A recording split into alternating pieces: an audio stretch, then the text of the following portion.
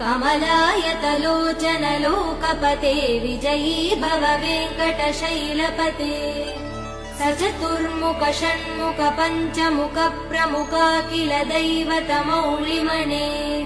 शरणागत वत्सल सारनिधे परिपालय मां वृषशैलपते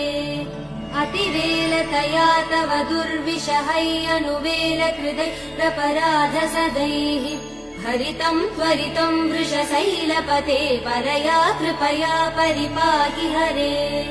अधिवेङ्कटशैलमुदारमते जनताभिमतादिकदानरतात् परदेवदया गदितान् निगमै कमलादयितान् परं कलये कलवेणुरवा वसगोपवधू शतकोटिवृतात् स्मरकोटिसमात् प्रतिवल्लविकाभिमदात् सुखदात् वसुदे